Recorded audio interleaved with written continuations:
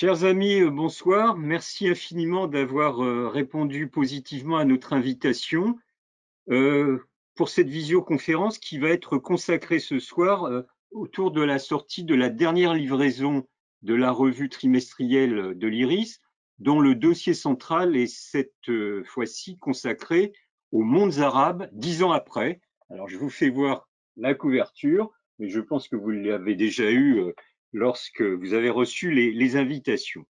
Ce, ce dossier, donc, qui est composé d'une dizaine de contributions, se propose de faire une sorte de bilan d'étape de la formidable onde de choc politique qui a traversé la région depuis maintenant une dizaine d'années. Ce sont 10 ans qui ont probablement bouleversé une partie de la région. Et quand je dis bouleversé, c'est bien sûr en termes de rapport de force géopolitique, mais aussi à l'intérieur d'un certain nombre d'États de la région, pas tous, où les rapports de pouvoir se sont en partie modifiés. Mais justement, la discussion de ce soir nous permettra de voir jusqu'où ces modifications ont été effectives. Alors bien sûr, pour ce dossier, nous avons pris le parti, quand nous l'avons réfléchi et conçu, de ne pas faire un bilan pays par pays. Cela n'aurait pas eu beaucoup de sens et je pense qu'en plus, un volume n'y aurait pas suffi. Mais nous avons plutôt choisi de revenir sur un certain nombre de thèmes transversaux qui ont ponctué les réflexions, les débats des multiples séminaires, colloques qui ont eu lieu depuis maintenant 10 ans sur les évolutions de la situation suite aux mouvements de contestation qui ont donc germé il y a 10 ans. Alors, au titre des contributions que nous avons rassemblées, une sur la situation économique régionale, une sur les appareils sécuritaires et de répression qui malheureusement ont ponctué bien négativement l'actualité de la dite région, une sur la question de l'État-nation et des spécificités nationales, sur les recompositions géopolitiques à l'œuvre, sur la politique de la France ou la non-politique de la France, on pourrait y réfléchir, sur l'islam politique, bien évidemment, sur le rôle des femmes, etc. Alors, pour voir précisément le sommaire, pour ceux qui ne l'ont pas encore, vous avez sur votre écran un endroit où il y a eu un PDF qui s'appelle le document à distribuer, parution RIS 121. Si vous cliquez dessus, vous aurez non seulement le sommaire de ce numéro, mais aussi le moyen, et c'est encore plus important, le moyen de vous le procurer. Donc, l'idée qui a présidé à la conception de ce dossier, c'est que, en dépit des défaites, en dépit parfois des tragédies qui se sont déroulées dans les mondes arabes depuis 10 ans, en dépit de la répression, en dépit du fait que les espoirs qui avaient été fondés il y a 10 ans n'ont pas tous été réalisés, c'est le moins qu'on puisse dire, nous considérons, enfin en tout cas c'est mon cas, que la séquence politique qui a été ouverte en 2011, elle n'a pas été refermée, que le mur de la peur qui semblait prévaloir dans cette région antérieurement, il n'a pas été détruit, mais il a été largement lézardé, qu'il a été montré possible de chasser les tyrans, au moins dans quelques pays, pas tous bien sûr, et qu'il n'y a donc finalement aucune fatalité au maintien, à la pérennisation de l'ordre, ou plutôt du désordre qui prévaut dans la région actuellement. Ça veut dire aussi que, à l'illustration de cette conviction, que si la séquence politique n'a pas été refermée, on en a eu quelques éléments de preuve en 2019, où on a constaté que dans plusieurs pays, je pense bien sûr à l'Algérie, au Soudan, à l'Irak, au Liban, il y a eu une sorte de rebond de ces mouvements de contestation qui, malheureusement, enfin malheureusement de mon point de vue, n'ont pas pu aller beaucoup plus loin en raison de la pandémie qui a aussi frappé la région. Alors, bien sûr, sur l'ensemble de ces problématiques, 1 heure et demie de rencontres ne suffiront pas à faire le tour de la totalité des questions, c'est une évidence et je crois qu'il faut savoir rester modeste, mais je tiens tout particulièrement à remercier nos 3 intervenants. Alors, nous avons Marc Lavergne et Olivier Roy que nous pouvons voir. Sophie Bessis a une petite difficulté de connexion, mais j'ose espérer qu'elle va nous rejoindre dans les meilleurs délais. Je les remercie vraiment infiniment et très amicalement d'avoir accepté notre invitation, non seulement à participer à la visio de ce soir, mais aussi et surtout d'avoir contribué par des articles que je juge tout à fait remarquables et je ne suis pas là pour leur lancer des pétales de rose. Je trouve vraiment que ce sont des éléments appréciables dans le débat pour se faire une idée raisonnée des évolutions en cours. Donc, on va procéder de la façon suivante. Je vais poser quelques questions à chacun d'entre eux pour tenter de cadrer le débat. Je leur demanderai de répondre de façon la plus ramassée possible, environ 5 minutes, de façon à ce que j'ai le temps de vous poser chacun deux questions et surtout pour que dans une deuxième étape de cette réunion de ce soir, tous nos amis connectés, ils sont déjà, alors je ne sais plus où est le nombre, mais ils sont plusieurs centaines déjà, qu'ils puissent eux aussi nous poser les questions et j'aurai la lourde tâche de sélectionner les questions parce qu'on ne pourra pas répondre à toutes. Marc, j'aimerais commencer par toi, si tu en es d'accord, et c'est une question sur les termes et sur les concepts. Et d'ailleurs, ton papier dans ce numéro d'Argus, Didier, ça y est, je suis au téléphone. Printemps arabe, virgule, révolution, point de suspension, des concepts inadéquats, point d'interrogation.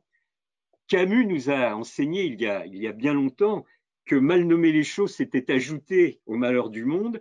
Ben, on est dans cette situation et dans ce cas de figure dans les mondes arabes parce que depuis 10 ans, nous avons entendu beaucoup de commentateurs, d'analystes pour certains, parler de révolution, parler de printemps arabe, parler d'hiver islamiste, et il me semble qu'aucune de ces expressions, mais qui renvoie à des concepts bien sûr plus profonds, ne rend véritablement compte des enjeux, des dynamiques qui sont actuellement à l'œuvre.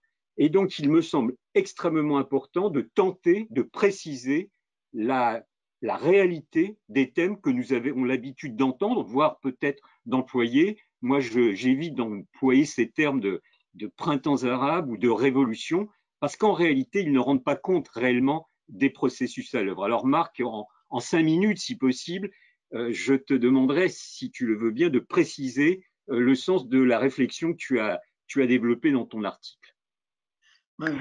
Didier, je suis au téléphone, Didier. Didier, je suis au téléphone et je vous entends. Je t'entends, Sophie, nous t'entendons. Donc, bon, bah parfait, je suis en audio, je ne peux pas me brancher en visio. D'accord. Bon, merci beaucoup. C'est dommage, mais j'ai bien compris. Hein. Donc, voilà, donc je suis au téléphone, je vous suis. Voilà. D'accord, merci. Marc, je te laisse la parole. Bonsoir Sophie. Bon, je rebondis sur cette phrase de Camus qui évidemment vient à l'esprit tout de suite, hein, c'est-à-dire que le malheur du monde, je ne suis pas sûr qu'il soit venu des termes qui ont été choisis pour identifier ces événements. Hein. On peut aussi penser à Boileau, tout simplement. Hein. Ce qui se conçoit bien s'énonce clairement et les mots pour le dire, il y a aisément. Alors, on n'a pas tout inventé. Et là, moi, je ne récuse pas ces termes parce qu'ils évoquent toujours quelque chose. Si ce n'est une réalité objective, c'est du moins un regard.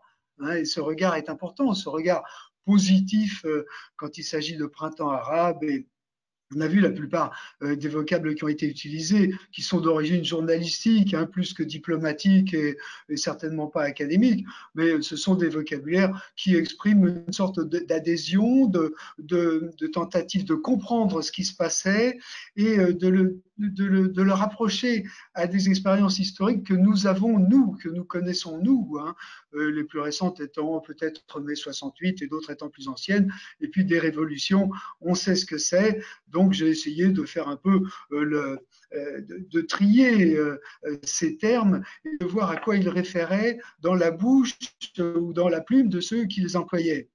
Et puis aussi de voir quels étaient les termes qui étaient à l'honneur dans les pays qui étaient le lieu, le théâtre de ces mouvements qui étaient souvent différents. Alors la traduction de l'arabe en français, elle est parfois pas tout à fait cohérente, hein, parce que des mots se sont imposés comme ça, et donc on parle de révolution assez facilement dans le monde arabe, mais comme en général d'ailleurs, alors que le terme arabe, je me suis aperçu de ça, ou ça m'est revenu, n'évoque pas vraiment cette idée de révolution, alors que paradoxalement, le terme de coup d'État, lui, évoque un renversement des valeurs. Alors la révolution, pour nous, c'est quelque chose qui a été finalement conçu, préparé. Il y a eu la Révolution française, il y a eu la Révolution bolchevique, il y en a d'autres. Et je pense que dans la revue, dans plusieurs numéros, dans plusieurs articles, tout ça est rappelé. Alors, ce sont des évocations qui résonnent aussi dans le monde arabe. Hein. Les gens, effectivement, la Révolution française, la Révolution américaine, la Révolution bolchevique sont des choses qui sont connues par la plupart des acteurs, des jeunes qui étaient dans la rue, mais je ne suis pas sûr qu'on puisse parler de révolution dans la mesure où, pour faire court, il n'y avait ni programme de révolution, de changement de la société, ni structure politique qui puisse mettre en œuvre ce changement, ni leader. Et l'existence de leaders qui s'impose au fil du mouvement, c'est quelque chose de tout à fait nécessaire dans ce genre de développement insurrectionnel.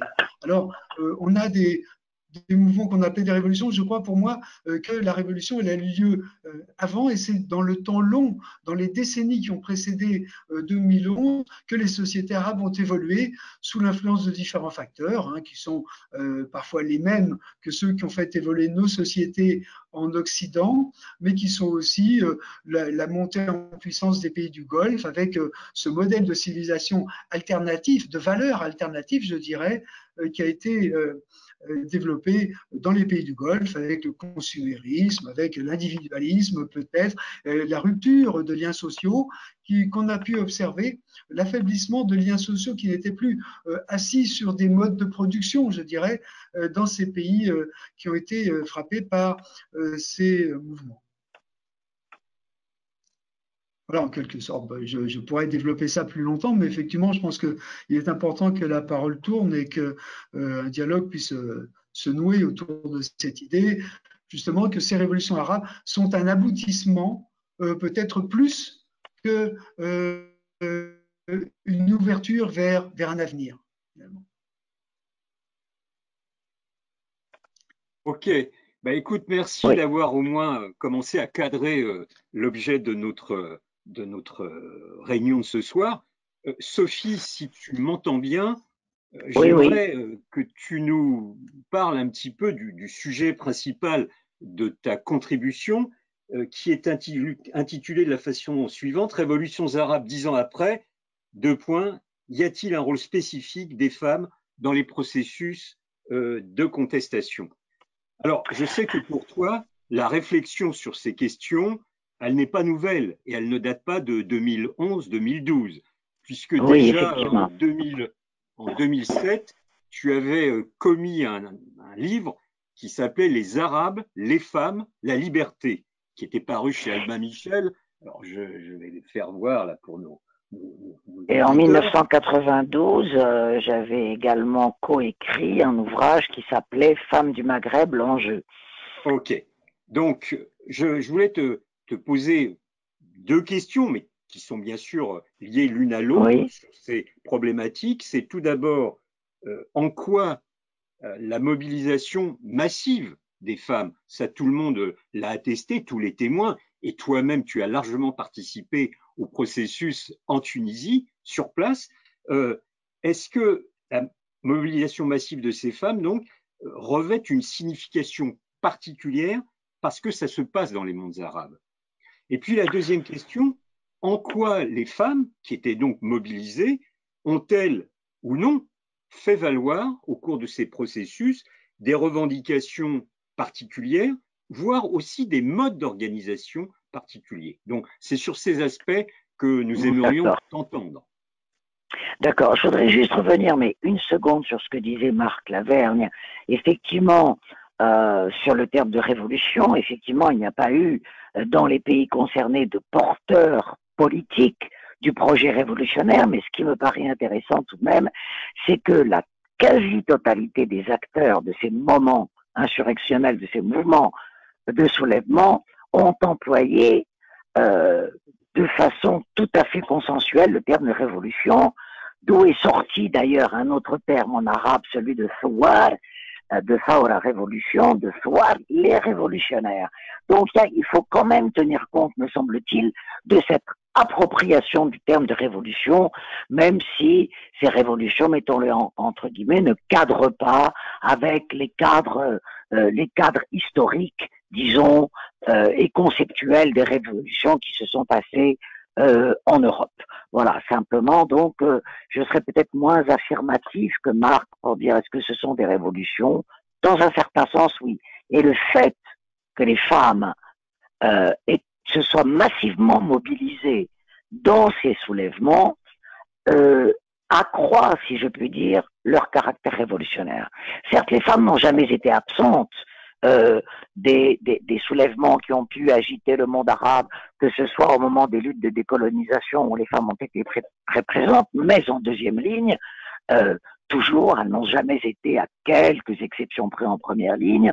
Elles ont été également présentes dans un certain nombre de mouvements sociaux qui ont agité cette région depuis les indépendances, en tout cas depuis les années 60. Donc les femmes n'ont jamais été totalement absentes de la scène publique, sauf évidemment dans les pays du Golfe qui sont des cas tout à fait particuliers ou dans d'autres pays comme le Yémen. Qu'est-ce qui a changé en 2011, dans les soulèvements de 2011? C'est que partout, dans des modalités, sous des modalités différentes, elles ont été non seulement présentes, mais elles ont été au premier plan. Et elles ont participé à tous les épisodes de ces mouvements révolutionnaires, gardons le terme entre guillemets. Ça, c'est quelque chose de tout à fait nouveau. Non seulement elles ont été présentes massivement, non seulement elles ont été au premier plan de ces mouvements, mais certaines d'entre elles ont été également, certaines de leurs associations ont été partie prenante de l'organisation de l'après-soulèvement immédiat. C'est-à-dire que ce soit en Tunisie, où les organisations de femmes ont été très présentes dans ce qu'on a appelé la haute instance pour la sauvegarde des objectifs de la révolution, la réforme politique et la transition démocratique. Il y avait tout de même un petit tiers de femmes dans cette instance qui a été une sorte de parlement de transition qui a préparé les premières élections démocratiques d'octobre 2011, et la vice-présidente de cette structure était une femme. Et parmi ces femmes, beaucoup de femmes du mouvement féministe tunisien étaient partie prenante de cette instance. De même si elle faisait partie des mouvements islamistes, au Yémen, c'est une femme qui a à un moment donné incarné ce mouvement dans ses premiers moments et qui a eu d'ailleurs eu un co-prix Nobel de la paix. Donc vraiment, je crois que cette présence est extrêmement importante. Cela dit, elle diffère selon les pays. Il est évident que la présence des femmes et leur capacité à être au devant de la scène dépend de l'histoire des femmes de chacun de ces pays. Et c'est la raison pour laquelle, évidemment, leur présence en Tunisie, leur présence en Égypte, leur présence au Yémen n'est pas la même, parce que l'histoire des luttes d'émancipation des femmes dans ces pays sont radicalement différentes. En revanche, à quelques petites exceptions près, que je pourrais citer, les femmes n'ont pas apporté à ces mouvements des formes particulières d'organisation et de mobilisation.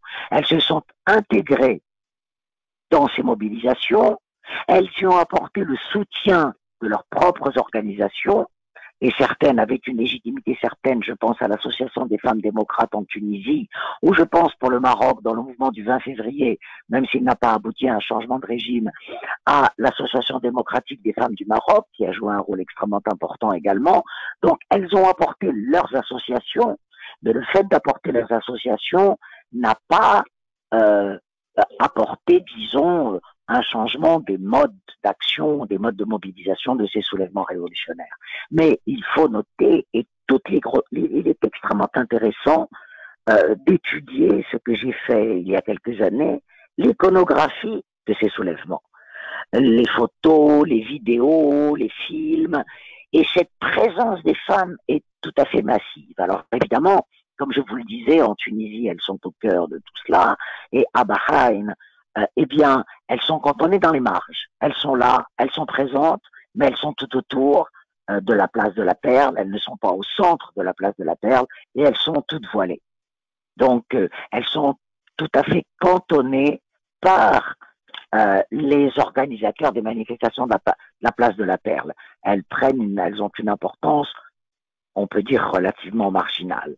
En tout cas, je crois que c'est quelque chose de tout à fait nouveau, et cela inaugure une nouvelle séquence historique dans le monde arabe, c'est la présence des femmes dans tous les mouvements politiques. Après, évidemment, le destin de leurs revendications a été totalement différent d'un pays à l'autre, et en général, peu brillant, il faut bien le dire, mais elles ne disparaîtront plus, à mon sens, du paysage politique de ces pays. D'accord. Merci pour ces précisions, ces remarques et cette analyse qui est très précieuse et surtout pour l'avenir. Olivier, Tout à alors fait. j'ai oublié de préciser tout à l'heure que bien évidemment nous regrettions de ne pas être en présentiel, de nous rencontrer directement, mais pour autant dans l'adversité il y a toujours des éléments positifs parce que ce soir, si Sophie est bien présente à Paris, Marc Lavergne pour sa part nous parle de Dubaï et Olivier nous parle de Florence où il réside habituellement pour des raisons notamment professionnelles. Donc, un grand merci aussi à la technologie moderne de nous permettre de nous rencontrer, même de façon virtuelle ce soir. Alors, Olivier, je crois que nous connaissons tous, je crois, tes travaux sur l'islam politique. Et de la même façon que pour Sophie, j'ai recherché dans ma bibliothèque tout à l'heure en préparant cette conférence. Et évidemment, j'ai retrouvé ton livre que tu as fait paraître en 1992 et qui s'intitulait L'échec de l'islam politique et qui, à l'époque déjà, avait suscité de très nombreux débats et qui, pour ma part, m'avait beaucoup, mais beaucoup fait réfléchir et qui continue d'ailleurs à me faire réfléchir. Et alors, cette fois-ci, dans la revue de l'IRIS, dans la livraison actuelle, tu nous as gratifié d'un papier qui s'appelle L'islam politique en perte de vitesse. Donc, ça rejoint évidemment les mêmes problématiques, même si 30 ans plus tard, ta réflexion s'est complexifiée, s'est enrichie et tu nous en fais souvent profiter. Alors, j'aimerais te poser deux questions liminaires. C'est tout d'abord que tu nous tentes de nous donner une sorte de définition de ce que pour toi représente l'islamisme ou l'islam politique. Parce que tu prends bien le soin dans ton papier d'expliquer les différences essentielles avec les néo-fondamentalismes, et je parle au pluriel, dont le salafisme. Tu fais évidemment la différence avec les djihadismes dans leurs différentes déclinaisons. Et tu insistes sur le fait qu'en fait, ce qui les distingue, tous ces groupes, tous ces regroupements, toutes ces écoles de pensée et d'action, c'est le rapport à l'État. Est-ce que tu pourrais nous préciser cet aspect des choses? Et puis, deuxième question, mais qui est en partie liée, c'est, tu considères donc que l'islam politique est en perte de vitesse, alors que certains continuent dans le débat public de considérer que l'islam politique est la grille interprétative fondamentale de ce qui se passe dans la région. Tu n'es pas d'accord avec ça, mais tu expliques très bien que l'islam politique, simplement en restant sur la séquence 2011-2019, n'a plus du tout la même fonction, n'a plus du tout la même capacité de mobilisation. Donc, nous aimerions aussi t'écouter sur cet aspect des choses. Merci. Alors, le premier point, bon, l'islam politique ou islamisme, c'est la lecture de l'islam comme idéologie politique. Et historiquement, c'est les années 20, les années 30, c'est Hassan al-Banna, c'est les frères musulmans dans le monde arabe essentiellement. Un peu plus tard, ça sera Erbakan en Turquie, c'est Maoudoudi un peu avant dans le sous-continent indien, et c'est Khomeini beaucoup plus tard, hein, dans les années 60. Bon, et ce qui lie tous ces acteurs, c'est leur volonté de mettre sur pied un État islamique, mais avec une vision moderne de l'État, c'est-à-dire, bon, ils vont s'intéresser à la sociologie, aux femmes, aux jeunes, ils vont créer des mouvements de jeunes, des clubs de sport, des bibliothèques, etc. C'est-à-dire que leur problème, c'est pas la charia, hein, bien sûr, ils sont pour la charia, mais leur modèle, il faut penser, c'est les années 20, c'est le fascisme, c'est le communisme.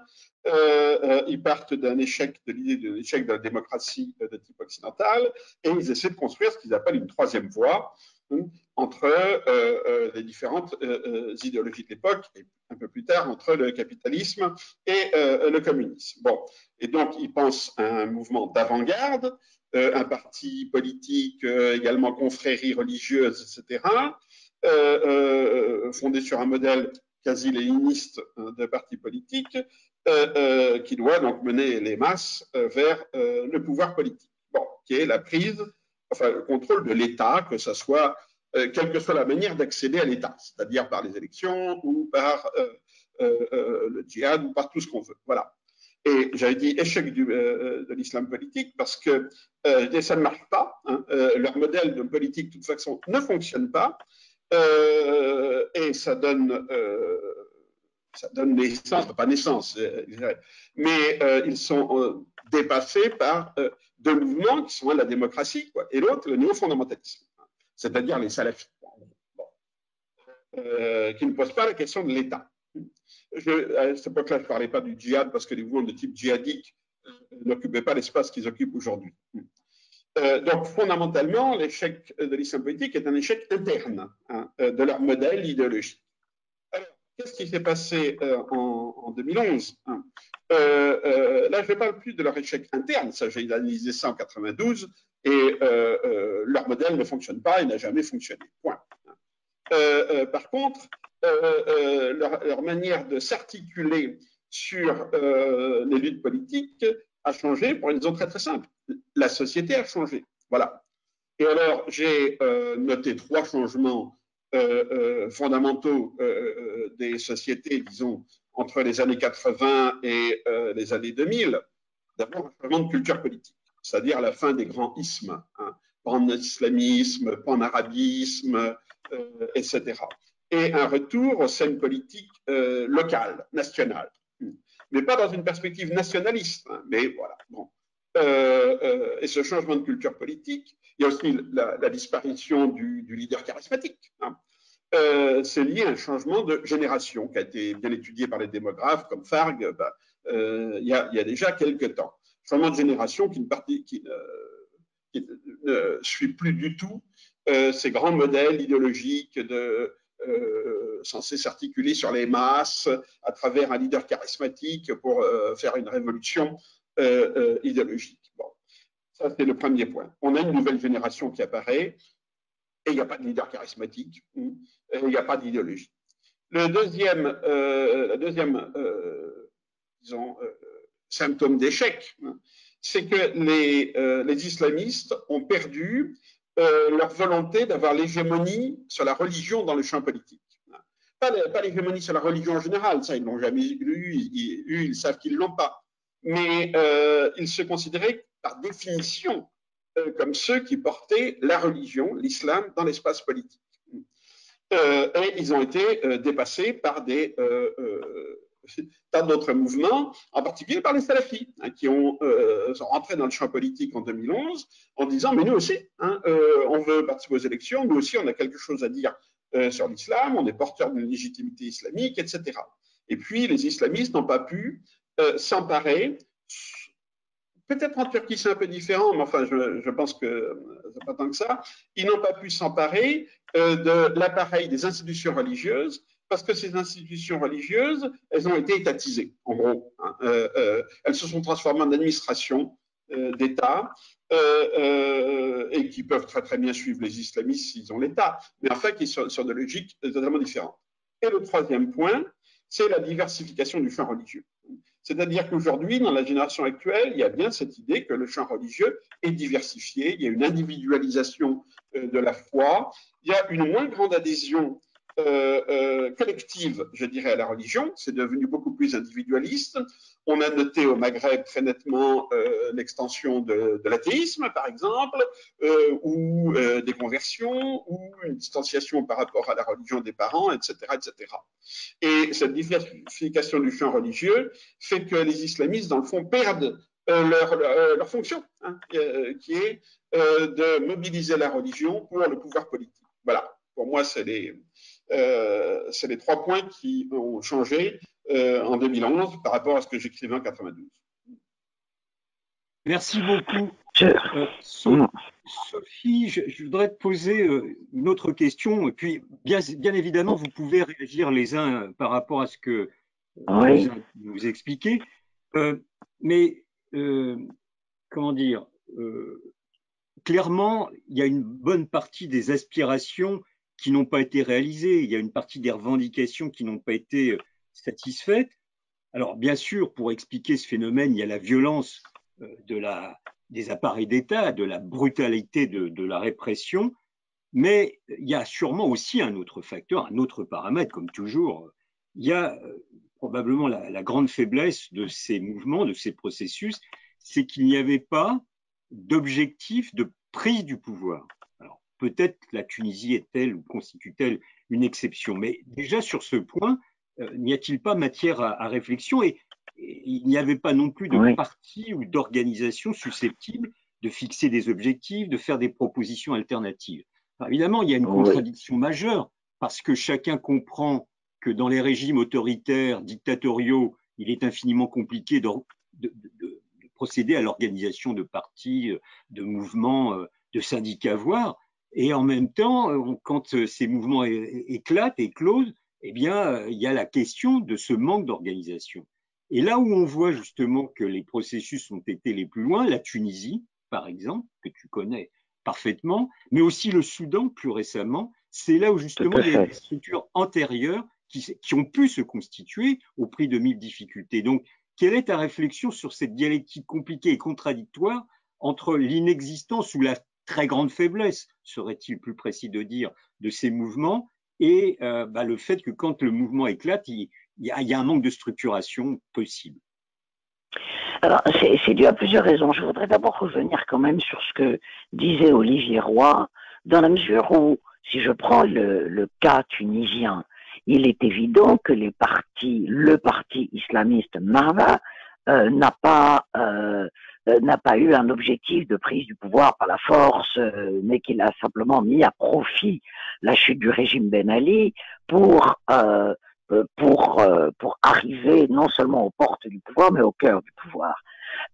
Il ne faut pas oublier tout de même qu'il y a eu une alliance organique pendant les 3 premières années consécutives à 2011 entre les mouvements salafistes tunisiens et le parti Ennahda, où les mouvements salafistes ont été des prolongements du parti Ennahda. On pourrait en donner plusieurs exemples. Par ailleurs, effectivement, euh, le parti islamiste s'est intégré ou a tenté de s'intégrer dans les cadres existants. Pour autant, il n'avait pas abandonné son objectif de promouvoir la charia, puisque son projet de constitution qui a été présenté en 2012 et qui a été refusé par une série de manifestations et de mobilisations de la société civile tunisienne est un projet éminemment charaïque. C'est-à-dire que, d'ailleurs, le parti islamiste avait pour volonté d'introduire la charia comme source de la législation en Tunisie, ce qui n'avait jamais été le cas depuis l'indépendance. Donc la volonté charaïque n'est pas absente du projet politique islamiste. Et ça, je crois que c'est extrêmement important parce que l'on peut comprendre, disons, les affrontements qui ont lieu dans un pays comme la Tunisie au regard de cette volonté qui ne s'est jamais démentie. Il a fallu que le rapport de force change sur cette question-là pour que le parti islamiste abandonne son projet d'inclure la charia comme source de la législation. Alors, pour ce qui est de l'absence de structure, effectivement, ces mouvements ont eu un caractère relativement spontané. Disons que le départ de ces mouvements, ce sont des départs tout à fait réactifs à une situation donnée. En Tunisie, c'est l'immolation par le feu du petit Mohamed Bouazizi. Et ce mouvement en Tunisie a pour particularité qui est très intéressante parce que cela va avoir des conséquences sur la suite des événements, c'est qu'il n'a pas été pris en charge par des structures politiques, il a été pris en charge par le mouvement syndical. Le mouvement syndical a structuré le soulèvement entre décembre et la chute de Ben Ali le 14 janvier. Et c'est une des raisons pour lequel l'UGTT, donc le grand syndicat tunisien, est au cœur du politique depuis 2011, même s'il l'avait été avant sous d'autres formes. Donc il y a quand même eu une prise en charge, mais une prise en charge par le grand syndicat. Aucune force politique organisée, préexistante aux événements de 2011 n'a été capable d'être la porteuse politique d'un projet révolutionnaire. Et c'est une des raisons pour lesquelles, d'ailleurs, en Tunisie, depuis 2011, il n'y a pas de portage politique des revendications et qu'on est dans un désordre politique, économique et social extrêmement important. Mais il y a, et je voudrais terminer par là, autre chose qui me paraît également extrêmement intéressant et qui permet de classer plus ou moins les pays qui ont connu ce type de soulèvement, c'est la force et l'ancienneté de l'État. Et je parle de l'État et non pas du régime. Et en Tunisie, la Tunisie se caractérise par l'ancienneté de son État, même si évidemment ça a été un État d'abord autoritaire et puis ensuite dictatorial, mais par l'ancienneté de son État et de ses structures étatiques. Et donc cela a permis à l'État tunisien de prendre en main, si je puis dire, l'évolution et le changement. Et tout de suite de créer des structures. C'est l'État qui a créé des structures, que ce soit la haute instance pour la sauvegarde des objectifs de la révolution, que ce soit d'autres instances qui ont préparé les élections. Donc l'État a pris en charge les revendications, mais une partie seulement, évidemment, parce que l'État, ce sont aussi des gens.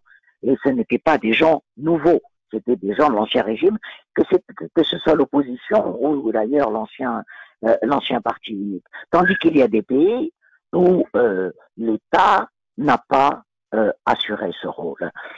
Donc la question de l'État me paraît extrêmement importante pour essayer de comprendre pourquoi ça a tenu dans certains pays, pourquoi cela s'est délité dans d'autres, sans parler évidemment des interventions extérieures de la contre-révolution menée par les pays du Golfe, bien entendu au Bahreïn par exemple, en Égypte, puisque le soutien de l'Arabie Saoudite et des Émirats au coup d'État du maréchal Sissi en 2013 a été absolument déterminant pour la réussite de ce coup d'État, même s'il y avait une révolte, bien sûr, contre le régime islamiste, le gouvernement islamiste du président Morsi. Mais je crois qu'il faut interroger dans les destins différents de ces soulèvements de 2011 la question de l'ancienneté et de la structure de l'État. Bon, merci Sophie. Marc, j'aimerais t'interpeller sur la question des États-nations.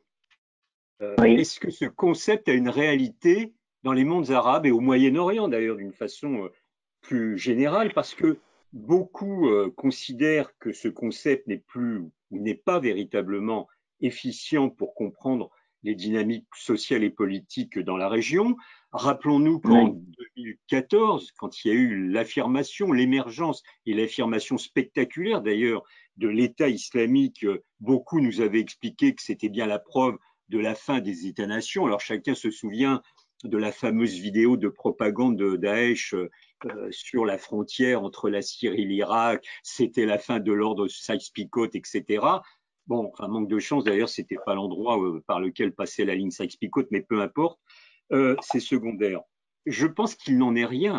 En fait, je pense qu'il y a un véritable enracinement des États-nations, et un des indices qui ne vaut pas qui n'a pas valeur de démonstration au demeurant, mais c'est quand même marquant. Moi, j'ai été marqué par le fait que en 2011, 2012, comme d'ailleurs en 2019, lors des très nombreuses manifestations qui se sont développées, à chaque fois, on voit des dizaines, des centaines de manifestants et manifestantes qui agitent le drapeau national. Donc ça doit bien quelque part avoir un sens, et j'aimerais t'écouter sur cette question de l'État-nation. C'est une question extrêmement intéressante. Je crois d'abord qu'il ne faut pas mettre tous les... Sophie, je passe la parole à Marc. Ah oui, pardon, mais... Pardon. Oui. Bon, écoute, je te remercie de m'adresser cette question qui pose d'abord la question de ce que c'est que l'État-nation, parce que je crois que c'est un mot valise qui est utilisé à tort et à travers aujourd'hui. Il n'y a plus aucune définition. Tout État est un État-nation, si on en croit les commentateurs de la vie publique internationale, etc.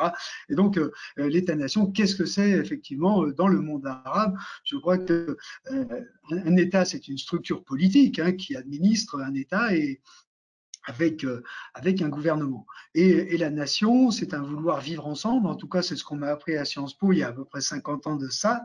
Et je crois qu'aujourd'hui, ça s'est un petit peu estompé, cette idée de vouloir vivre ensemble. Mais enfin, il y a une part de validité quand même là-dedans.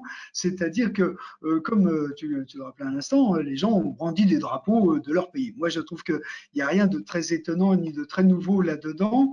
Ce qui est étonnant, c'est souvent la surprise justement des observateurs qui s'aperçoivent qu'il y a un sentiment national dans des pays qui, par définition, sont composites. Mais est-ce que la France n'est pas le pays le plus composite qu'on puisse imaginer, que ce soit dans ses frontières? Toutes les frontières du monde sont artificielles et aucune frontière française ne correspond à un clivage, ne serait-ce que linguistique, par exemple. Bon, et dans le monde arabe, il y a un sentiment national irakien très fort, un sentiment national syrien peut-être un peu moins fort. Alors même si ce sont les colonisateurs ou bien les mandataires qui ont créé ces États dans un contexte de rivalité impériale, eh bien, ça a pris racine, effectivement, mais il ne faut pas oublier que Damas, Bagdad ont été des capitales d'empire, de toute façon, quelles que soient les frontières que ces pays ont reçues, et quelles que soient les aspirations que les dirigeants qui étaient installés à Bagdad ou à Damas, par exemple, pouvaient avoir de reconstituer un empire ou bien de mettre la main sur des territoires qu'ils considéraient comme assujettis ou bien immuné, mais ce sentiment national irakien a été bafoué et a été fragmenté, je crois, justement par l'invasion américaine, etc. Alors que ces clivages dont on parle tant entre sunnites et chiites, ou bien entre ethnies dans certains autres pays, eh bien, n'ont jamais empêché le vivre ensemble de ces gens depuis des siècles ou des millénaires. Le meilleur exemple étant le Liban, il y a aussi communautés religieuses qui sont reconnues officiellement, et s'ils avaient dû se battre entre eux, il y a longtemps qu'il n'y aurait plus personne au Liban. Donc il y a une coexistence avec des modes de coexistence entre les ethnies et les appartenances linguistiques ou autres, et les tribus et les clans. On nous apprenait aussi à Sciences Po que la Somalie était le seul pays viable de toute l'Afrique parce qu'il y avait une unité linguistique, ethnique, etc. Et on voit le résultat. Donc je crois que c'est vraiment nos paramètres à nous, nos grilles de lecture qui déconnent. C'est pas la réalité de ces pays. Ces pays fonctionnent très bien. Les Yéménites fonctionnent très bien entre gens de la Tiama et gens de l'intérieur. La même chose, je pense même en Égypte entre les Saïdis, les gens de la vallée du Nil et puis les gens du Delta. Alors il y a des problèmes évidemment d'irrédentisme. On le voit au Sinaï aujourd'hui, parce que les gens du Sinaï ne sont pas considérés comme des Égyptiens et se considèrent eux-mêmes différents des Égyptiens de la vallée du Nil. Mais alors là, c'est des modes de vie, c'est plus des questions de religion ni de langue, mais c'est des questions etc. Alors, on pourrait multiplier les exemples, et ici, dans la Fédération des Émirats Arabes Unis, je dis qu'il y a toujours trois termes qui posent question: fédération, Émirats et Arabes et unis. Ces trois problèmes, ces trois questions qu'on peut envisager, parce qu'il n'y a pas de mention d'unité quand il y a une unité. Il n'y a pas besoin. Les États-Unis, c'est un peu la même chose, toutes choses égales par ailleurs. Si je peux intervenir sur une chose là-dessus. Didier. Je dirais, Didier, si je peux dire un mot là-dessus. Dans tous ces pays-là, effectivement, parce que les forces de désagrégation sont à l'œuvre. Mais ce sont souvent parce que les États ne fonctionnent mal qu'il y a ces disparités régionales, qu'il y a des montées de sentiments, après d'irrédentisme éventuellement ou de révolte. Et le cas de la Tunisie, pardon Sophie de parler de la Tunisie, mais entre la côte et l'intérieur, eh bien, il y a des clivages qui sont nés aussi d'une mauvaise gouvernance. Non, mais ça, on le connaît, le clivage. Moi, attends, Sophie, non, attends que je te passe la parole, parce que sinon, oui, s'il te plaît. Compliqué. D'accord. Vas-y, finis, Voilà, Marc. je crois que Oui, ton non, je idée, voulais dire deux choses tout de même. C'est Non, que, mais, non, mais effectivement, Sophie, attends. cette... Sophie, s'il te Non, plaît, pardon, j'ai pas attends. compris si j'avais la parole ou pas, j'ai pas Non, compris. non, je te la passerai nettement et clairement. Ah, J'ai bien d'accord, ok, compris. ok. J'ai bien compris. D'accord, ok. Vas-y, Marc, tu peux terminer. Là, moi, je peux je parler. clore un peu parce que Là, je peux parler. Non, pas bon, encore. tu posais Ah, cette alors, question. j'ai pas compris. Comme je ne vous vois pas, c'est beaucoup plus difficile pour moi. Je te passerai la parole clairement, Sophie. Ne D'accord, t'inquiète pas. parfait. Ne t'inquiète pas. D'accord, parfait. Marc, veux-tu terminer ou c'est terminé? Excuse-moi de ces Bah, écoute, complications. là, j'ai perdu un peu le fil, mais on reviendra sur. Bon. Alors, Est-ce que j'ai tu m'entends? bien Oui. entendu, Sophie voulait réagir sur les propos de Marc Lavergne, mais avant de lui laisser la parole, je voudrais pour ma part poser une dernière question avant de reprendre des questions de ceux et de celles qui sont connectés. Olivier, je vais te poser la question la plus difficile parce que, bien sûr, on a évoqué là d'ores et déjà les échecs, les difficultés, les contradictions, les aspirations non satisfaites. Bon, n'y revenons pas. Mais la question, moi, qui m'obsède un peu, mais j'ai déjà donné un élément de réponse dans mon introduction, mais nous serions tous intéressés par avoir ton avis. Est-ce que l'on peut considérer ou pas que la séquence qui a été ouverte en 2011, elle n'est pas du tout refermée? En d'autres termes, et c'est là où c'est plus compliqué, comment peut-on imaginer que ces mouvements de protestation rebondissent, se refondent, se réorganisent dans les mois ou dans les années à venir, peu importe, nul n'est capable de fixer des dates, cela va bien de soi. Alors évidemment, c'est une question un peu de prospective, je sais que c'est le plus difficile, mais ta sagesse légendaire nous sera tout à fait utile. Et puis, et j'arrête là, je ne résiste pas à la tentation de vous lire le titre de l'entretien que nous avons eu avec Henri Laurence, qui est dans le dossier de la revue. Le titre est le suivant, et c'est une phrase que nous a donnée Henri quand on l'a rencontré. Il dit, je cite, la définition du printemps arabe, c'est une révolte des objets d'étude contre leurs analystes. J'ai trouvé ça remarquable. Et donc, c'est lié, bien sûr, à l'exercice prospectif. Olivier, vas-y. Et Sophie, je te passe la parole après Olivier. C'est parfait. Il faut voir ça comme un processus historique. Il est clair qu'il y a quelque chose d'irréversible. Pourquoi? Parce que le printemps arabe est le symptôme, l'expression de changements profonds de la société, donc l'arrivée d'une nouvelle génération qui a des références politiques et religieuses extrêmement différentes de la génération précédente. Bon, ça a été analysé par des démographes, par des sociologues, et ça, c'est irréversible. On voit très très bien, il n'y a pas besoin de faire de grandes analyses.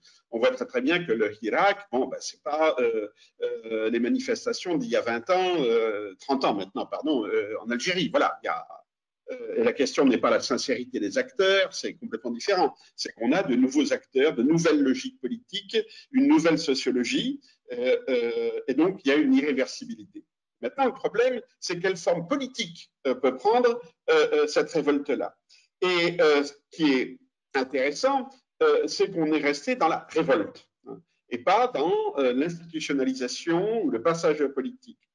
Et ce qui est aussi intéressant, c'est qu'on a une réticence profonde de ces mouvements-là à s'inscrire dans un champ politique balisé, classique, j'allais dire. Bon, construire des partis, par exemple, hein, se lancer dans une campagne électorale, ou même mettre sur pied un véritable programme politique. On ne voit pas de nouveaux partis se créer. Et chaque fois qu'on voit des noms apparaître, des individus sortir, eh bien, ils retombent dans l'anonymat un an ou deux après. On se rappelle toute l'exaltation sur les blogueurs au moment du printemps arabe. Et puis, bon, la plupart ont disparu, hein, pour de bonnes ou de mauvaises raisons. C'est une autre affaire. Alors là, il y a tout ce problème du passage politique. Et puis, il y a des moments où on peut se demander, mais dans le fond, pourquoi un passage politique? Et là, je prends la phrase de Henry, le titre de Henry, la révolte des objets d'étude. C'est-à-dire qu'ils ne rentrent pas dans les catégories de sciences politiques que nous utilisions jusqu'à maintenant. Alors, je ne parle pas de nos catégories d'islamisme, etc., mais dans nos catégories de partis politiques, constitution, institutionnalisation, mouvements sociaux, même la théorie des mouvements sociaux, elle a beaucoup de mal à comprendre comment ça se passe, sans parler des constructions plus idéologiques, bien sûr, quand on parle de l'islamisme, le terme islamisme maintenant ne fonctionne plus du tout, enfin, en termes de sciences politiques, ça, bon, la preuve d'ailleurs, c'est l'usage tout à fait irrationnel qu'en font nos hommes politiques aujourd'hui, hein, où tout devient islamiste. Bon, dans ce cas-là, ça veut dire qu'on n'est plus dans le politique. Et là, donc je suis d'accord avec Henri Laurence, hein, les objets d'étude sortent des manuels, voilà, ils ne rentrent pas dans les manuels, la transitologie, ça ne fonctionne pas, l'institutionnalisation de la démocratie, ça ne fonctionne pas. Alors de là, il y a deux possibilités, soit on devient très pessimiste en disant, bon, ben, finalement, ce sont les despotes hein, qui vont tirer les marrons du feu, parce qu'ils savent très bien ce qu'ils veulent. Et ils s'inscrivent dans un cadre géopolitique où ils peuvent trouver effectivement des appuis, tant du côté russe qu'occidental, pour continuer à maintenir leur pouvoir. Et puis l'autre vision, c'est de dire, mais dans le fond, cette crise du politique, cette crise de la science politique, elle est partout. C'est-à-dire, elle est en Europe aussi. C'est pas une particularité des printemps arabes, c'est pas une particularité du Moyen-Orient. On a le mouvement Gilets jaunes en France, qui pourrait très bien correspondre à la définition qu'a donnée Henri Laurence, c'est-à-dire la révolte de l'objet d'étude contre les gens qui essayaient de le penser. Ce qui est très intéressant, personne n'a réussi à penser les Gilets jaunes quand même, alors qu'on est nos hommes politiques, nos journalistes, sans parler de notre corporation de politologues. Bon, on a eu un champ remarquable et on a du mal. Donc, je pense que nous sommes dans un moment de remise en cause, effectivement, de cette notion de champ politique. Et il n'y a pas de solution. C'est pas bon.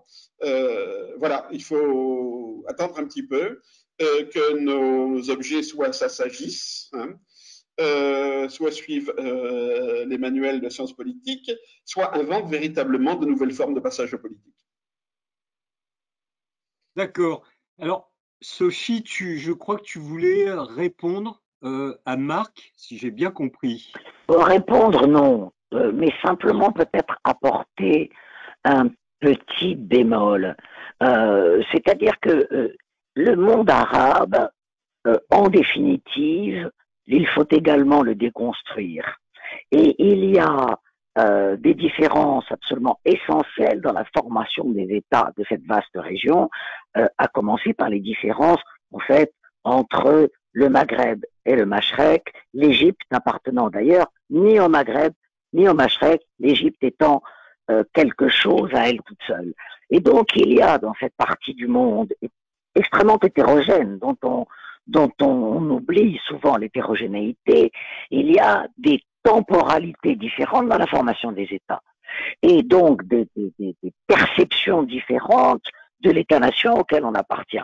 Il n'y a pas eu d'accord Sykes-Picot au Maghreb, et si l'on prend les entités étatiques ou proto-étatiques, ne nous disputons pas là-dessus, marocaines ou tunisiennes, eh bien, des prodromes d'État sont tout à fait anciens et multiséculaires. C'est le cas de l'Égypte également.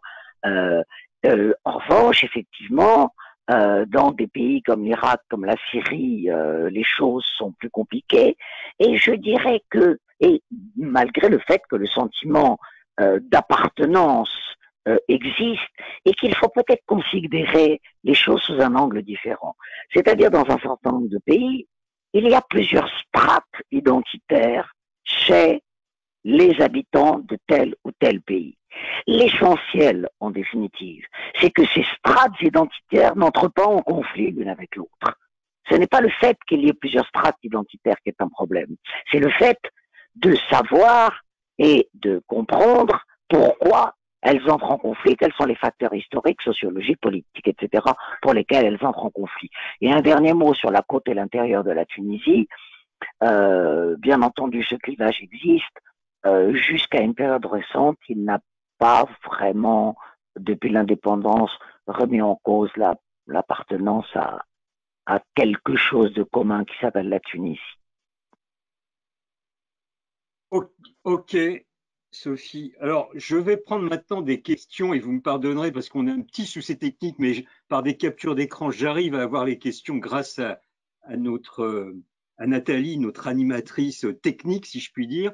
Alors, il y a plusieurs questions liées à l'islam politique. Il y en a une, je la lis comme telle. Pourrait-on dire que l'islam politique s'est au contraire diffusé et diversifié avec des stratégies différentes? Peut-on dire que l'instrumentalisation du religieux par le politique est aussi une forme d'islam politique? Bon, alors Olivier, je pense que cette question t'est adressée.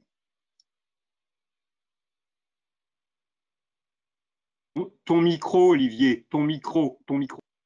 Et tout pouvoir politique, bien entendu, perçoit l'islam comme une donnée politique. Hein. On voit très bien, d'ailleurs, comment dans la France, qui n'est pas un État islamique, on voit très bien comment le gouvernement tente d'instrumentaliser effectivement l'islam, c'est-à-dire de créer un islam français, étatique, tout ce que vous voulez de ça, de formater, je dirais, l'islam. Bon. Mais à ce niveau-là, on n'est plus dans l'islamisme comme idéologie, ça ne veut plus rien dire du tout. Quand on dit l'islam politique a une stratégie, moi je dis, mais oui, il est où l'islam politique? C'est comme si on disait le marxisme a une stratégie. Ah bon les stratégies, ce sont des organisations politiques, ce sont des hommes, ce sont des réseaux, des femmes, ce sont des organisations. Elles sont où hein? Je veux dire, le plan secret des frères musulmans pour islamiser la France, j'aimerais bien voir. Quoi. Que les acteurs islamiques veuillent islamiser, bah, c'est normal, c'est leur boulot. Hein. Toute église veut convertir. Bon, le prosélytisme n'est pas un projet politique en soi. Hein. Les évangéliques veulent aussi convertir, ils veulent aussi que les principes chrétiens gouvernent l'État. Est-ce qu'ils ont une stratégie politique en Europe, par exemple? Ça n'a pas de sens, tout ça. Bon. Il faut, quand on fait du politique, il faut effectivement penser aux politiques. Où sont les partis islamistes en France? Où sont les acteurs de l'islam politique? Vous remarquez qu'on donne toujours les mêmes noms. C'est toujours Tariq Ramadan, bon, qui entre nous ne joue pas un très grand rôle aujourd'hui dans la vie politique française. Mais il a une présence, par contre, dans la référence à l'islam politique dans les médias qui est extraordinaire par rapport à son efficacité réelle, si je peux dire, dans la société française. Donc, il ne faut pas regarder sous cet angle-là. Il faut regarder comment l'islam fonctionne dans la société. Qu'est-ce que les gens qui se convertissent ou qui deviennent born again ou qui abandonnent l'islam, quelle est leur position par rapport au religieux? Donc, en gros, le problème, c'est quelle est la place du religieux aujourd'hui dans nos sociétés. Et on a une politisation de la question religieuse, beaucoup plus qu'une intervention de la religion politique.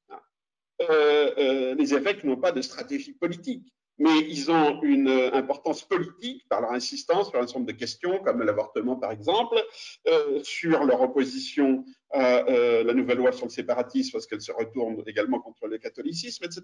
Donc effectivement, la question religieuse est profondément politique, mais elle n'est pas forcément politisée par les croyants. Et on voit en France en ce moment la surpolitisation de la question religieuse par les hommes politiques et par le débat médiatique. D'accord. Marc, vas-y, excuse-moi, vas-y. Je voudrais m'aventurer sur un terrain que je maîtrise évidemment pas aussi bien qu'Olivier, mais comme j'habitais en Égypte lorsque ces événements ont eu lieu et que j'ai tourné dans un peu toute la région durant ces années-là, j'ai observé, me semble-t-il, que les frères musulmans égyptiens étaient très réticents au mouvement et qu'ils y ont été entraînés par leurs jeunes. Hein. Mais les aînés, alors là, on est dans du religieux très politique, puisqu'il y avait une sorte d'accord tacite entre le gouvernement et les frères musulmans. Il y avait une sorte de tolérance des frères musulmans à certains moments, et à d'autres, ils se retrouvaient tous en prison.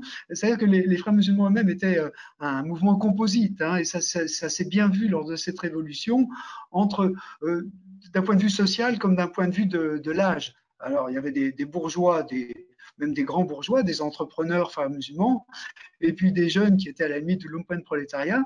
et ce sont les jeunes qui ont tiré les aînés vers la révolution, entre guillemets, alors que finalement les frères musulmans étaient tout à fait satisfaits du fonctionnement du système Moubarak, dans la mesure où il leur laissait faire des allers-retours en prison, mais en même temps il leur déléguait, il y avait une sorte de partage du pouvoir et des rôles, et toute l'action sociale en direction de la population était déférée aux frères musulmans par le pouvoir. Et donc, il y avait vraiment, dans les dernières années du régime de Moubarak, une sorte de modus vivendi qui fonctionnait. Et je pense que ce n'est pas seulement le cas en Égypte. Je pense, je suis allé au Bahreïn depuis 40 ans, je suis allé plusieurs fois dans ces coins-là. Et j'avais été à une conférence sur les transformations démocratiques au Bahreïn, où on voyait que les grands leaders chiites, en l'occurrence, étaient prêts à prendre la main tendue de ce qui n'était pas encore un roi, de l'émir du Bahreïn. Et les choses n'ont pas forcément bien tourné. Mais je crois qu'on pourrait multiplier ces exemples. Le mouvement Al-Islah, par exemple, au Yémen aussi, est un mouvement qui se veut religieux, proche des frères musulmans, mais c'est un mouvement qui est basé sur une confédération tribale et qui est extrêmement conservateur. Alors après, à l'intérieur finalement des frères musulmans, moi j'ai organisé des débats dans mon centre entre les frères musulmans, je dirais, qui étaient une sorte de PSU des frères musulmans, et puis d'autres qui auraient été plus un mainstream. Il y avait des personnalités comme Abdelmonem Aboul Foutoua, qui finalement est sorti des frères musulmans, mais qui était beaucoup plus ouvert que beaucoup de ses camarades sur la question sociale. Ou même celui qui devait être le candidat des frères musulmans à l'élection présidentielle, eh bien, c'était Khayrat Shatter, qui était un homme qui avait fait fortune en Amérique, et donc il était à mon avis beaucoup plus ouvert. Mais comme sa grand-mère était britannique, il n'a pas pu se présenter aux élections, et on a eu Morsi. Donc vous voyez, il y a de petits éléments comme ça qui donnent peut-être un éclairage un peu différent sur quelque chose qu'on considère comme extrêmement rigoureux, avec des mouvements qui avancent comme une armée rouge en quelque sorte, avec une pensée unique. Et je considère qu'il y a des clivages sociaux, il y a des clivages culturels au sein des frères musulmans, aussi entre, et ça c'est pour Sophie, les sœurs musulmanes et les frères musulmans. J'avais organisé des débats comme ça passionnants avec les sœurs musulmanes avant la Révolution, en 2010, qui revendiquaient le droit d'être des militantes dans un sens extrêmement complet et pas simplement destinées à devenir des mères ou des épouses de militants. Et donc des débats passionnés qu'on a pu organiser dans un système qui était encore une dictature contrôlée par les services de sécurité, etc. Voilà, juste c'était pour essayer de montrer en quoi, et je rejoins évidemment Olivier là-dessus, sur la complexité et les étiquettes qu'on pose sur ces mouvements sont un petit peu réductrices. Sophie, je crois que j'ai plusieurs questions sur les femmes, et il y a notamment deux questions qui se recoupent un peu, alors je les interprète, mais le plus honnêtement possible, qui me dit, les femmes étaient aussi très présentes dans la révolution islamique en Iran. Pourrait-on tenter de différencier ces mouvements de 2011 par rapport à la période 79-80 en Iran? Oui, c'est la question. C'est la question. Oui, effectivement, il est tout à fait vrai que les femmes étaient tout à fait présentes dans la révolution islamique iranienne de 1979 et des deux côtés, si je puis dire, c'est-à-dire du côté des mouvements anti-Shah, séculiers, laïcisants, les femmes étaient extrêmement présentes, et dans le mouvement islamiste iranien, c'est-à-dire dans le mouvement qui a amené qui a ramené Khomeini en Iran et qui a abouti à la révolution islamique. Ce qui montre bien une chose qui m'apparaît tout à fait évidente, c'est que les femmes ne sont pas en dehors d'une société. Elles font partie de la société et elles font partie des mouvements politiques de ces sociétés.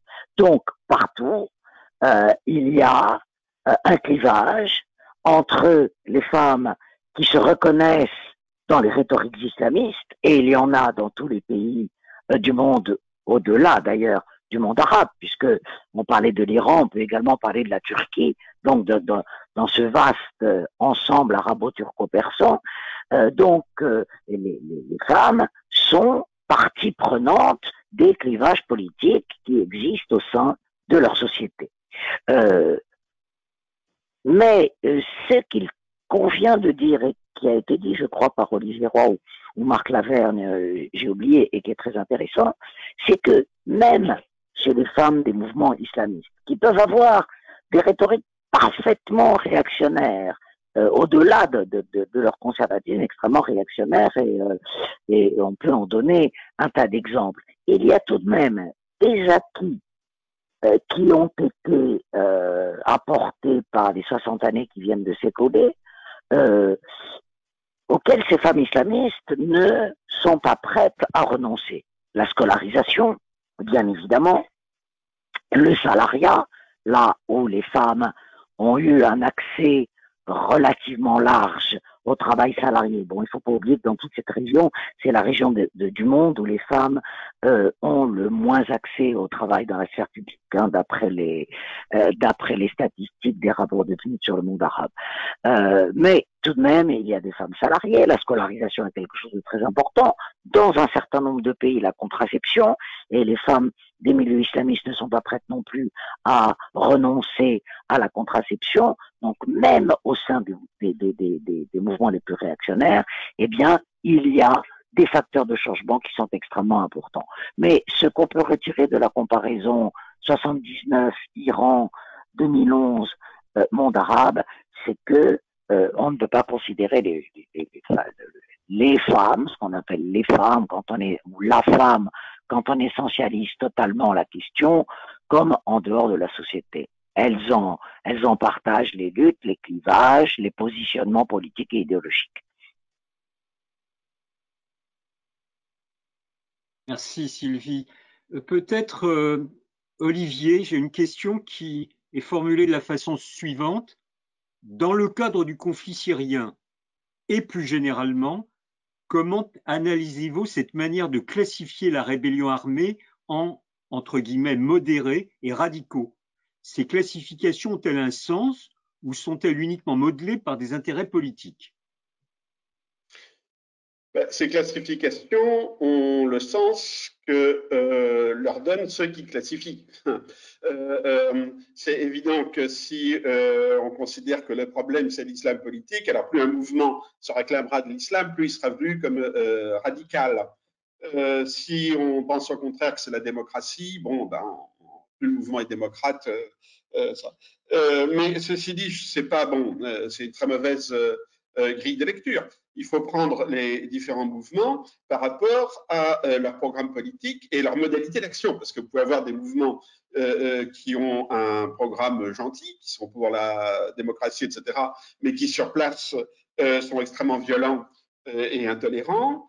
Et inversement, vous pouvez avoir des mouvements un peu plus salafistes sur les bords, mais qui localement se comportent mieux que les autres. Hein. Donc là, il faut revenir à l'empirisme et à arrêter d'attribuer des étiquettes comme ça. Un bon exemple, par exemple, et puis ces classements sont très fluides parce que ces mouvements ont des histoires différentes. Si vous prenez, par exemple, l'opposition entre Daesh et Atesh, c'est-à-dire entre l'État islamique et ce qui était la branche syrienne de Al-Qaïda avec Jolaini. Bon, au début, on les mettait tous les deux comme mouvement djihadiste, voilà, en faveur du djihad global, donc des méchants. Et puis, avec l'évolution sur le terrain, on voit que Daesh est allé jusqu'au bout, hein, jusqu'au bout du contrôle de la population, jusqu'au bout des meurtres, des massacres, etc. Et en refusant tout jeu d'alliance politique, d'ouverture politique, et a fini, bon, bah, très écrasé parce qu'ils n'ont jamais envisagé de passer aux politiques et à la négociation, etc. Et inversement, on a l'ex-groupe d'Al-Qaïda dans la région d'Idlib, bon, qui est en train de se reformater complètement. Bon, on a montré cette photo de Julaini qui passe du turban au costard et qui s'est coupé la barbe, qui localement font une politique d'ouverture, ont abandonné les références djihadiques, se sont réouverts au courant de l'islam traditionnel locaux, tente de mettre en place une administration plutôt professionnelle, etc., etc. Donc, on voit très bien comment on ne peut pas définir de manière abstraite les radicaux et les modérés. Il faut voir comment ils se comportent sur le terrain. Il faut avoir une perspective, disons, politique et pas une perspective idéologique. Tout à fait. Marc, peut-être, c'est parce qu'il faut aussi qu'on parle de géopolitique et j'ai plusieurs questions touchant à la question, enfin, à la problématique de la communauté internationale. Alors, terme que je n'aime pas du tout, mais enfin, ça m'est posé ainsi, par honnêteté, je retransmets. Alors, c'est notamment le rôle de la dite communauté internationale sur la question de la Syrie, mais d'une manière plus générale, est-il expliqué dans la question, est-il souhaitable que la communauté internationale soit plus active pour aider au renouveau de la région et à sa démocratisation? Et je la formule comme telle, hein, par honnêteté. Évidemment, je ne suis pas du tout d'accord avec sa façon de poser le problème, mais une de nos amies connectées la pose ainsi et je pense que ça mérite réflexion et réponse. Marc? C'est un sujet qui a été traité par un article ou plusieurs articles même de la revue, donc la réponse à la question peut s'y trouver. Alors, il me semble que cette question est analysée de façon très, très délicate et très prudente. C'est-à-dire que la France était très allante pour intervenir en Syrie. Elle ne l'a pas fait à partir du moment où Barack Obama a dit qu'il n'y allait pas. Et donc, c'était un aveu d'impuissance finalement de la France, de l'Europe aussi, qui a mené à la situation actuelle. Parce qu'il était possible, je suppose, à cette époque-là, je crois que c'était en 2013, de tuer d'éteindre le feu avant qu'il ne dévaste tout le pays. Donc il y avait peut-être un manque chez les dirigeants occidentaux de vision et d'intérêt et je pense qu'il y a un déficit et qui dure encore de compréhension des mécanismes qui sont à l'œuvre dans cette région du monde, de la capacité d'autodestruction ou bien de destruction aussi de son propre peuple. Donc ce découplage qu'il peut y avoir entre certains dirigeants et leur peuple, c'est quelque chose qui n'est pas vraiment pris en compte. Alors après, l'intervention, que ce soit de l'OTAN, que ce soit de telle ou telle alliance, elle peut toujours se faire, mais la question est de savoir ce qu'on veut d'abord, ce qu'on veut cibler. Est-ce que c'est se débarrasser d'un dictateur comme ça a été fait, c'est-à-dire assassiner Kadhafi, qui, comme l'assassinat d'ailleurs de Ben Laden, n'avait pour objectif que de les empêcher de parler. Donc là, on rentre dans des débats qui sont entre Européens, entre Américains, sur des questions internes finalement au pays qui préside à ces opérations. Voilà, donc je ne pense pas que la liquidation, je dirais, physique d'un dirigeant puisse changer complètement, mais ça, tout le monde peut avoir son avis là-dessus, peut changer la donne dans un pays. Est-ce qu'on pouvait bombarder Damas, le palais présidentiel? On sait qu'il y a beaucoup de souterrains à Damas et sous le mont Kassioun depuis le temps du papa Fayez el-Assad, que je dirais j'ai bien connu. Mais bon, et son fils a chaussé les bottes de son papa. Et puis, est-ce qu'on peut bombarder Karda, qui est le cœur finalement de la bête immonde en quelque sorte, qui est un brave village dans la montagne alaouite, où sont regroupés tous les cousins, les oncles, les tantes, les petits-enfants de ce clan qui tient la Syrie. C'est pas à moi d'y répondre, mais je pense que les hommes politiques français, et pas simplement à la tête de l'État, ni simplement en France d'ailleurs, ne sont pas forcément suffisamment au fait de la complexité des situations qui aboutissent à ces drames et que peut-être il aurait fallu intervenir, mais on l'a vu en Irak, ça s'est soldé là par une catastrophe pour le peuple irakien.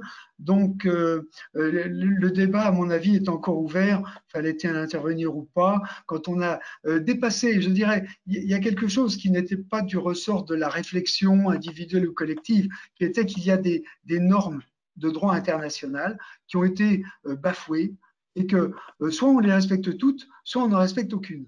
Alors, dans le cas d'Hafez el-Assad ou de Bachar, il s'agissait d'armes chimiques contre une population, sa propre population. À la limite, quel que soit le prix à payer, on pourrait dire qu'il s'agit de faire respecter non pas simplement la vie des Syriens, mais des normes de droit international sans lesquelles la société internationale ne peut pas fonctionner. Voilà comment je poserais le débat, mais qui est un débat extrêmement difficile, évidemment, concrètement. Bien sûr, évidemment. Sophie, j'ai plusieurs questions sur le Hirak algérien. Oui. Je lis les questions. Ne pensez-vous pas que les mouvements protestataires sont voués à l'échec sans volonté de prendre le pouvoir ou sans intervention des partis? Je pense notamment au mouvement du Hirak algérien. Un autre me demande, quid du Hirak algérien qui prend une autre forme de révolte? Et puis une troisième, toujours sur le Hirak, sur le rôle de la jeunesse qu'on a effleuré, que vous avez effleuré dans vos interventions. Mais est-ce que cette question du Irak nous a posé pendant presque un an cette capacité différente de se mobiliser. Moi, j'avais été très marqué en discutant avec une militante algérienne je lui posais cette question du manque d'organisation apparent, en tout cas, du manque de leaders, et elle m'avait répondu, évidemment que nous ne voulons pas de leaders pour deux raisons. C'est que d'une part, il risquerait d'être immédiatement arrêté ou éliminé, mais deuxièmement, il risquerait aussi d'être récupéré par le pouvoir. Et c'est pourquoi nous assumons de ne pas vouloir plus nous structurer, en tout cas publiquement, parce que évidemment, il se passe toujours beaucoup de choses dans les tréfonds des sociétés. Sophie, tu veux réagir sur cet aspect? Oui, tout à fait. Non, la question est tout à fait intéressante. Pour ce qui est du Hirak, effectivement, beaucoup de gens du Hirak algérien, moi je suis allé plusieurs fois en Algérie avant le confinement, mais pendant la grande période du Hirak, c'était ce refus de se structurer, ce refus d'avoir non pas de dirigeants, mais même de représentants, et un seul mot d'ordre, système des gages. Voilà, c'était tout le programme tenait dans un seul mot d'ordre, système des gages. Jusqu'à ce que un certain nombre d'acteurs, politiques d'acteurs de Hirak, s'aperçoivent que cela ne suffit pas. Parce que quoi qu'on pense des dangers de récupération, etc., une organisation relativement structurée est absolument indispensable. Et là, on peut mettre en regard le Soudan et l'Algérie. Si le Soudan a réussi partiellement jusqu'à maintenant, et tout n'est pas gagné au Soudan, bien entendu, mais si le Soudan a réussi à négocier avec une junte militaire qui est quand même une des plus féroces de la région, c'est le régime de Omar el-Bashir n'était pas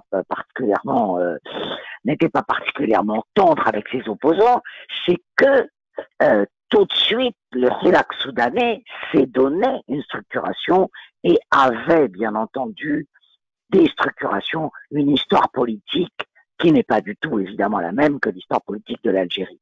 Et donc, aujourd'hui, en Algérie, il n'y a pas de structuration du mouvement, et je crois que c'est une de ses faiblesses.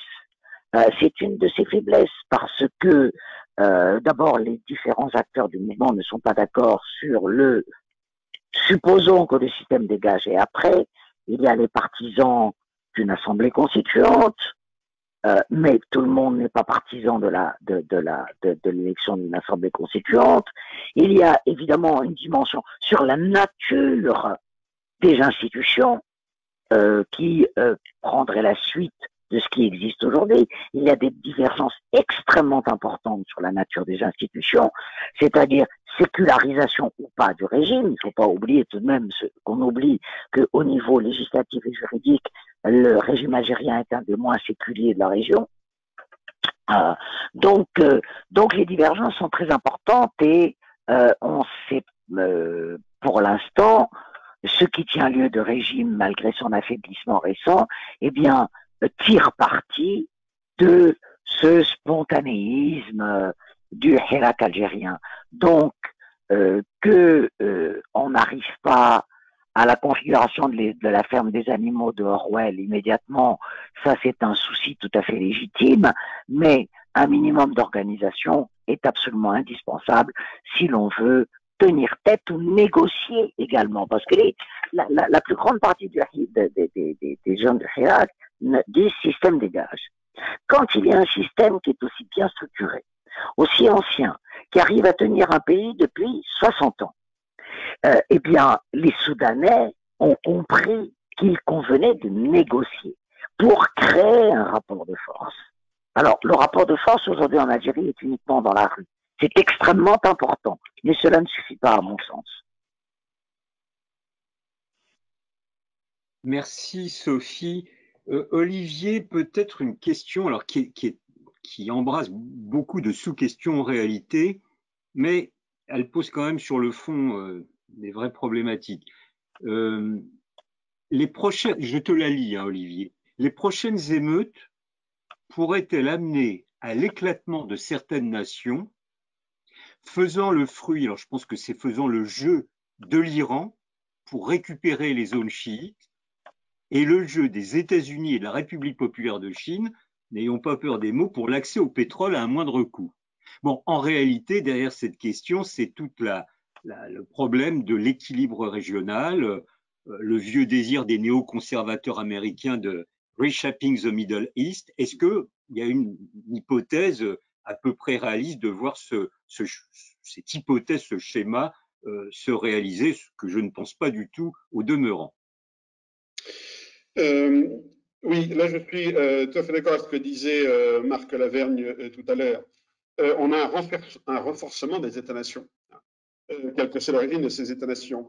Et le paradoxe, c'est la Syrie, hein, qui, en un sens, est le plus éclaté aujourd'hui de tous les pays du Moyen-Orient, puisqu'on a maintenant des administrations totalement différentes qui contrôlent une partie du pays, avec des influences étrangères, etc.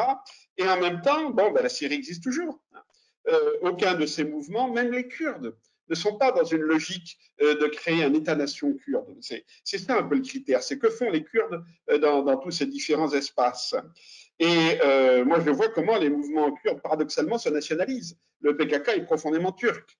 Les Kurdes d'Irak sont bien sûr pour avoir le maximum d'indépendance par rapport à Bagdad, mais veulent rester dans une structure irakienne, surtout pas se fondre dans un grand Kurdistan. Donc on est plutôt dans des logiques nationalistes ou patriotiques ou étatiques, employons les mots que l'on veut. D'autre part, je ne crois pas du tout à l'argument pétrolier.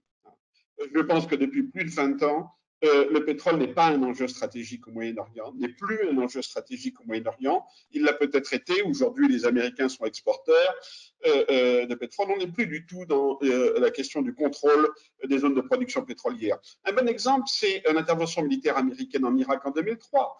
On a eu toute une littérature disant ils veulent le pétrole, ils veulent le pétrole. Ils ne s'en sont pas préoccupés à aucun moment. C'était pas leur problème.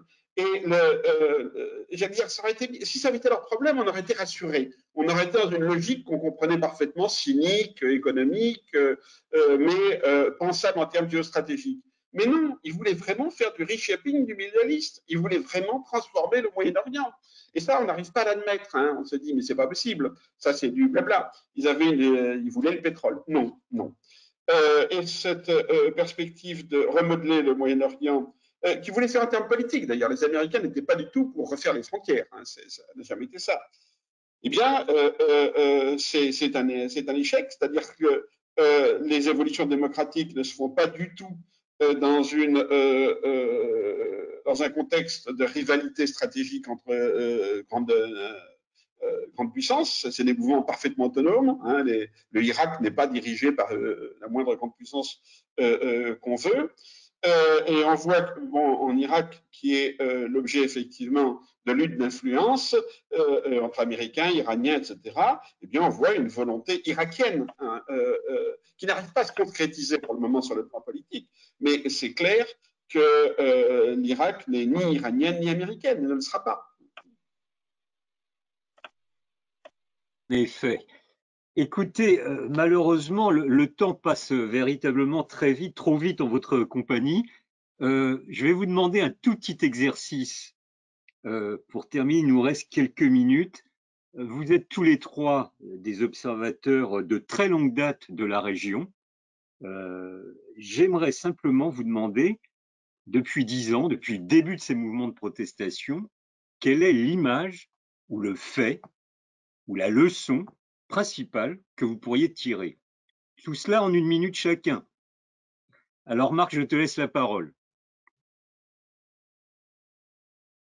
bien passer mon tour, hein, parce que là, j'ai pas trop le temps de réfléchir sur cette question qui est intéressante, mais qui demande quand même un petit peu de recul. Alors, sur cette dizaine d'années, qu'est-ce qui s'est passé? Mais le monde arabe a continué à évoluer, c'est-à-dire que je trouve qu'il y a une sorte de banalisation, en quelque sorte, dans les sociétés que nous connaissons, c'est-à-dire les sociétés urbaines, avec des gens qui vont à l'école, qui rentrent dans des sociétés de production et de consommation, avec les instruments qui vont avec, c'est-à-dire le rôle essentiel des réseaux sociaux aujourd'hui. Je me baladais tout à l'heure dans le vieux Deira de Dubaï et je constatais que tout le monde avait un portable à la main. Évidemment, ça n'était pas encore le cas tout à fait en 2010, 2011. Hein. Les réseaux sociaux ont joué leur rôle pour mobiliser, pour passer par-dessus les barrières des États, mais c'était pas d'un usage de la vie courante, c'est-à-dire qu'il y a une percolation du monde dans le monde arabe qui fait que cette jeunesse a des références que n'avaient pas les gens 10 ans auparavant, je pense, beaucoup plus international, si on peut dire, mais c'est même plus que ça, c'est mondialisé, globalisé, avec une dilution des rapports humains peut-être, des rapports familiaux, des rapports. Et c'est dans ce contexte-là, d'ailleurs, que les femmes prennent leur place aussi, hein, parce qu'il y a une sorte de similitude des progressions. Et bon, ouais, il y a 40 ans, j'enseignais à l'université de Khartoum, j'avais plus de filles dans mes classes que de garçons. Donc, c'est pas quelque chose de tout à fait nouveau. Et cette mobilisation des femmes, elle a été déjà dans les années 20 en Égypte avec les suffragettes. Hein. Elles avaient le droit de vote en 1928, les Égyptiennes, donc il ne faut pas l'oublier, bien avant les Françaises. Donc, il y a, dans une certaine catégorie de la population, il y avait déjà des ferments de modernité, entre guillemets, qui étaient quand même assez profondément racinés. Mais là, les choses s'accélèrent et je pense qu'il y a en même temps aussi une rétraction de chacune de ces sociétés, c'est-à-dire que la conscience d'être arabe. Moi, j'étais un peu surpris de voir que tu employais le terme de les mondes arabes. Hein, les mondes arabes. Pour moi, je n'ai pas encore bien compris pourquoi on parle des mondes arabes. Il y a un monde arabe, mais quel est-il? En quoi fait-il sens dans l'action politique, dans les références communes ou pas? Je pense que chacun se replie un petit peu sur son territoire national, ou même encore plus étroit que le territoire national, parce que les destins des individus, c'est l'immigration. Bon, je le vois ici à Dubaï comme je le vois à Paris. Hein. J'étais très surpris de rencontrer aujourd'hui des jeunes vendeurs qui étaient de Marrakech ou qui étaient d'Alger, qui ne parlaient pas français. Hein, mais ils parlaient anglais, et puis ils parlaient un petit peu d'ourdou, un petit peu de hindi. Voilà. C'est ça le monde arabe d'aujourd'hui, je crois, de plus en plus. Et à Khartoum, on l'a vu, comme ailleurs, il y a cette sorte, parce que pour moi, le Soudan où j'ai vécu était très différent du reste du monde arabe. Hein. Et ben maintenant, voilà, il y a une sorte d'homogénéisation, si on veut. Bon, je suis à dépasser largement le cadre de la minute. Et en plus, tu me provoques sur les mondes arabes, mais c'est pas grave. Sophie, même question, et s'il te plaît, de façon très brève. De façon très brève, je ne peux dire qu'une banalité, mais elle est peut-être bonne à répéter, c'est que on a beaucoup utilisé le terme d'hiver après les printemps, enfin on a beaucoup utilisé la métaphore saisonnière. Quoi qu'il en soit des échecs actuels, quoi qu'il en soit de la tragédie syrienne et d'autres tragédies, il est évident qu'en 2011, cette partie du monde, avec toute son hétérogénéité, et effectivement, je l'avais souligné tout à l'heure, est entrée dans une nouvelle séquence historique, c'est-à-dire que la séquence historique postcoloniale s'est close en partie et on est dans quelque chose de nouveau qu'il conviendra et rien n'est arrêté. Ce n'est pas si banal que cela et cela nous fait réfléchir. Olivier? Moi, je dirais que les dernières années ont entériné, dans le fond, la crise de la lecture orientaliste du Moyen-Orient. Ouais. C'est que maintenant, s'il faut penser le Moyen-Orient de manière beaucoup plus transversale, je prenais l'exemple des Gilets jaunes tout à l'heure, mais bon, il faut arrêter d'utiliser des catégories politiques spécifiques au Moyen-Orient et de voir la religion comme l'élément politique central de la vie politique du Moyen-Orient. Il faut abandonner tout ça maintenant et avoir une vision plus universaliste, je dirais, du Moyen-Orient.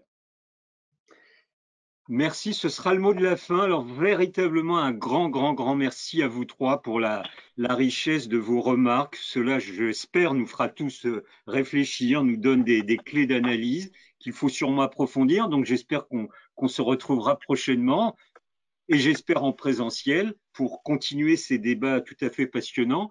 Merci à toutes celles et à tous ceux qui nous ont envoyé leurs questions, qui nous ont suivis. Et puis un grand merci à Nathalie Moreau qui m'a sorti d'une mauvaise affaire, car je n'arrivais pas à lire sur mon écran les questions, mais elle me les passait par mon iPhone. Donc un grand merci à elle, ça a facilité j'espère, la fluidité du débat de ce soir. Donc merci à vous trois et j'espère à très bientôt. Bonne soirée et bonne nuit pour Marc qui a un décalage horaire de 3 heures avec nous, je crois. Merci à vous tous. Au revoir. Bonne soirée. Bonsoir. Merci. Bonsoir. Bonne nuit à tous.